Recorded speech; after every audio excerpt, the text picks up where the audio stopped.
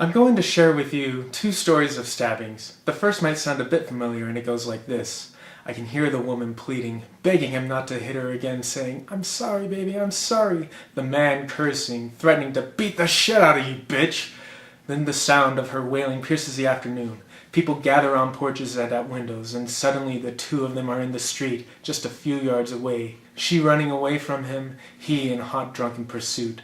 Someone yells that they've called the cops. Still he grabs her, one hand in her hair, dragging her back, the other punching her. Then someone shouts, "She has a knife!" And suddenly he bellows as blood shoots from his chest. The blood immobilizes him and galvanizes her. Cursing, she wrests loose and weaves around him, slashing his face, his arms, his sides.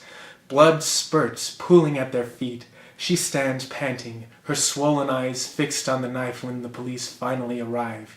He stands weaving, touching himself, looking at his bloody hands, repeating in disbelief, "Bitch, you stabbed me! You cut me, bitch!"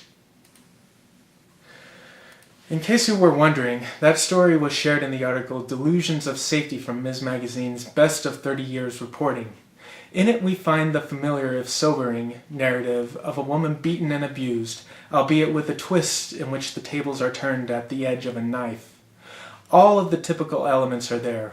A woman physically helpless but for whatever weapon was at her disposal. A tyrannical man bent on forcing his will, even in the midst of concerned spectators.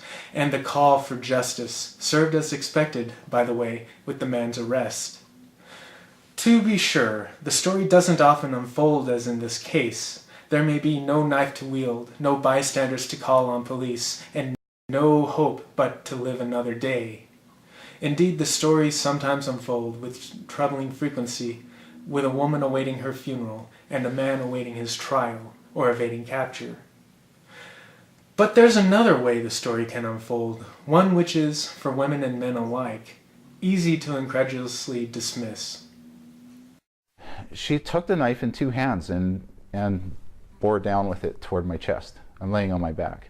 I raised my knee up just instinctively, and she buried the tip of the knife into the side of my leg. So I wrestled the knife away from her. Okay, sounds incredulous. So there was some physical contact, and I'm saying this for a point. Immediately after getting the knife from her, I phoned the emergency police line and said, "My wife is out of control. Please, you got to come in and take her away, let her cool down." So police showed up, yeah, and I opened the door, and from behind me, the first thing she said, "I don't even get a chance. Thank goodness you're here. Thank God you're here." And the cop's like, "Okay, tell us what happened." She goes, "Well, he was pushing me around and everything. You got to get rid of him." And I said, "Whoa, whoa, whoa, I'm the one that called you. As you can see, I'm bleeding from my leg, and here's what happened." I tell the story. And the cop's like, "Well, was it true? Did you physically, push your wife or something?" I said, "Yeah, to get the knife away from her." And they're like, "Okay, you're under arrest." They put me in handcuffs and take me away. Domestic violence has traditionally been linked with male on female violence, so the second story seems almost unreal. I mean, obviously there are bound to be exceptions to male aggressors and female victims, and not all relationships are heterosexual to begin with, but still, the second story must just represent a fluke, if the guy is even being honest, right? After all, there's a reason why we passed and reauthorized the Violence Against Women Act, or VAWA, and not just something like the Domestic Violence Act. There's a reason why at least 1,200 abuse shelters exist, yet only a few of those actually offer services for men, right? When I was looking through Ms. Magazine's articles, I came across one from the spring 2013 issue entitled "The Cost of Violence," which lamented the lack of data gathered concerning domestic violence. In it, the author noted that the annual costs of domestic violence against women include at least $460 million for rapes, $6.2 billion for physical assaults, $461 million for stalking, and $1.2 billion in the dollar value of lost lives. The article goes on to mention that the VAWA notwithstanding, our laws are incomplete.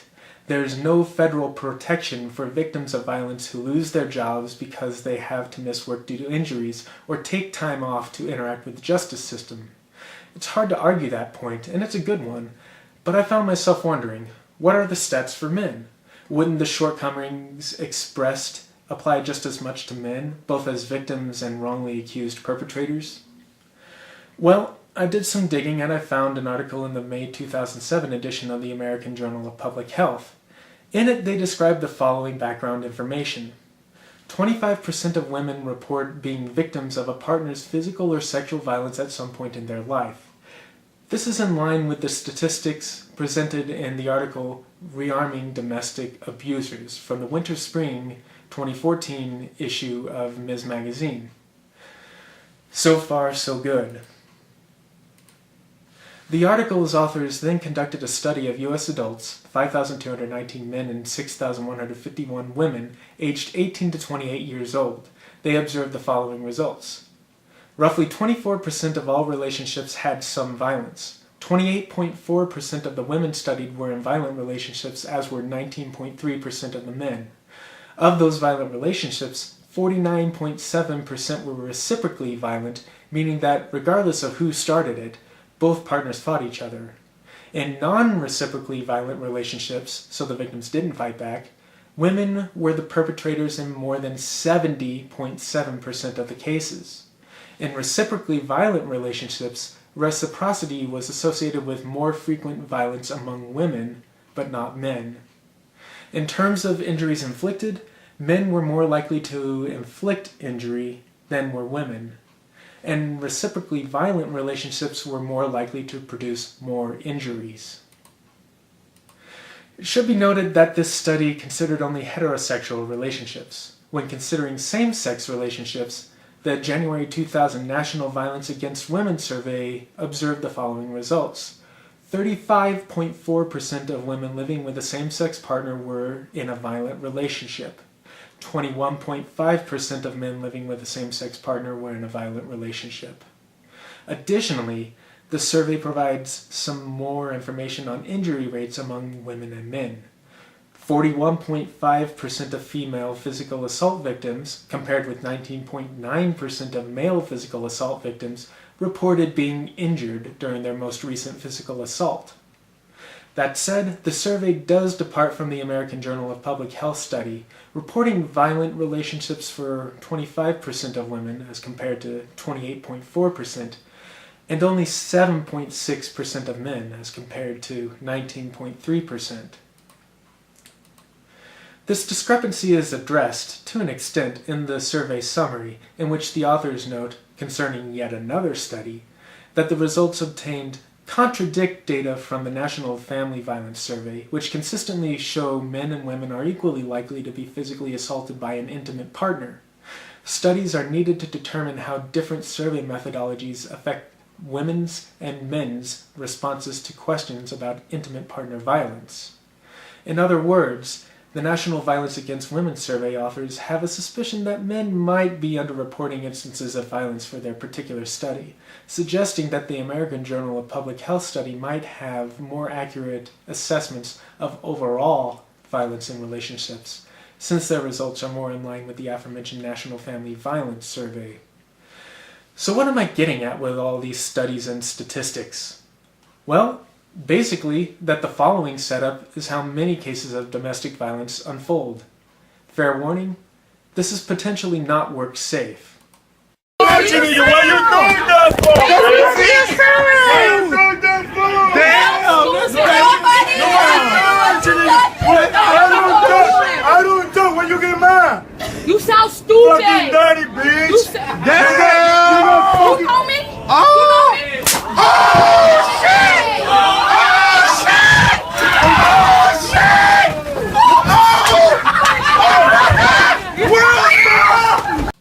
Now, that obviously wasn't a domestic dispute, but it illustrates a pattern which seems to occur with some regularity.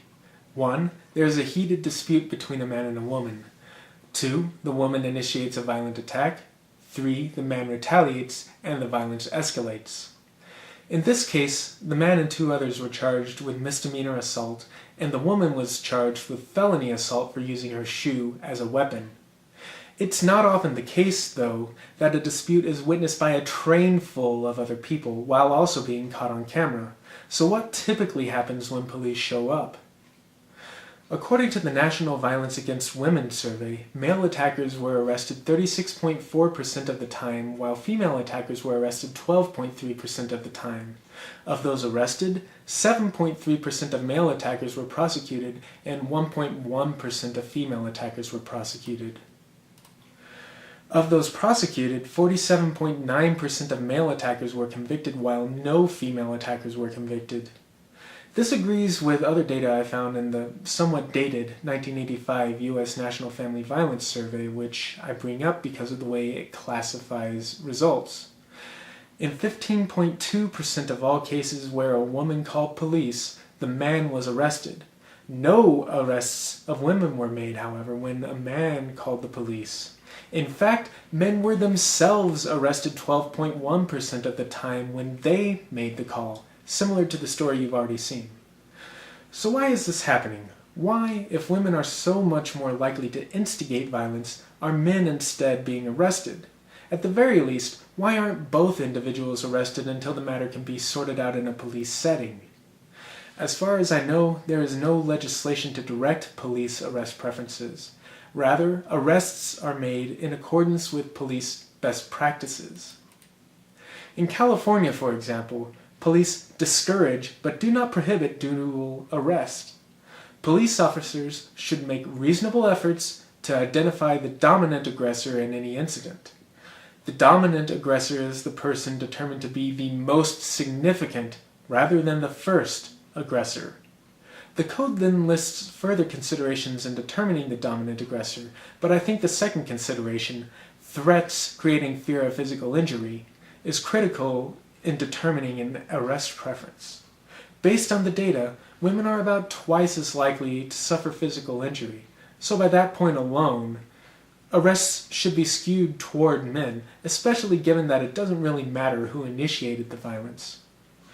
North Carolina's best practices align with California's, by the way, and they also seek a primary aggressor, someone responsible for the perpetuation of violence, not who instigated the violence, but they go a bit further in their descriptions.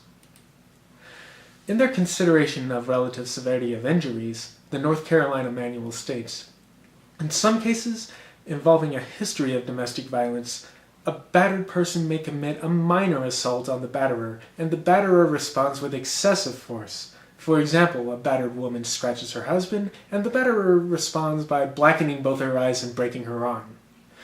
In that situation, the initial scratch might not be justified in self-defense, but the batterer is clearly the primary aggressor and should be the only person arrested. Additionally, it further describes how to differentiate between an aggressor and victim based on self-defense wounds, stating, aggressors may have scratches on arms and hands or bite marks on the chest or arm. Victims may have bruises on forearms, scratches on his or her own neck, or bilateral injuries, etc. These descriptions convey a physical advantage imbalance. In fact, the North Carolina manual essentially asserts that physical advantages will exist for one person when it states in relation to dual arrests. Arrests of both parties in a disturbance where domestic violence is present may trivialize the seriousness of the situation and potentially increase the danger to the victim. True mutual combat is rarely present. In only 3 to 5% of cases are both parties equal combatants. Dual arrest is not encouraged. A supervisor must be present before a mutual arrest is made. Arrests, then, are intended to detain the person who has either caused the most injury, which we've already seen is likely to be a man, or who has the potential to cause injury. As a consequence of police best practices, then, men are likely to be the ones arrested for fights that they did not, at least physically, instigate. Is this the way it should be? Is this fair? She started it would, after all, seem to be a reasonable defense. Arrest choices and patterns may not be especially fair, but I think that they are representative of the preferred course of action, at least provided the following premise. Men have a physical combat advantage over women. I know that sounds a bit controversial, but it really is the only reason why arrest preferences for men in domestic violence situations would be justified. Moreover, it's a claim borne out extensively by data. As noted in the National Strength and Conditioning Association journal, females generally possess 40 to 60% the upper body strength of males and 70 to 75% of the lower body strength. Even in trained Olympic athletes across all weight categories, there is a 30% difference in male and female weightlifting records. So the discrepancy is unlikely to be a cultural byproduct. Thus, there appears to be an inherent strength advantage afforded to most men relative to most women. Sticking with trained athletes, a study analyzing world rankings from 1980 to 1996 found that men exhibit running times that are generally 11% faster than women's running times. So there appears to be a speed advantage associated with being male as well. Finally, according to reports gathered from the Centers for Disease Control and Prevention, the average U.S. man is 9% taller than the average woman and about 16.5% heavier. Now, the weight difference could possibly, if you squint hard enough, be tied to cultural conditioning, but the height difference is pretty inherent. Thus, men have, on average, a mechanical advantage over women as well. Why? Well, put quite simply, we are a sexually dimorphic species. There are differences beyond just sex organs between men and women that manifest as an advantage for one sex and not the other, at least on average. Now, I bring all this up not to diminish the victimization of women in domestic violence situations. Domestic violence is, of course, often horrible for women. I also don't bring all of this up to whine about the mistreatment of men or suggest that men are the true victims in society. That said, arrest patterns for domestic violence are quite clearly prejudicial. Based on injury statistics and overall physical advantage, though, it's easy to see why police, arriving on scene with little to no prior information, would detain a man instead of a woman. If we're being honest, though, we need to be upfront that, by endorsing this preference, we are, in fact, endorsing discrimination, no matter how well justified. Discrimination, then, must be acknowledged and accepted as a valid approach if we are to accept male arrest patterns for cases of domestic violence.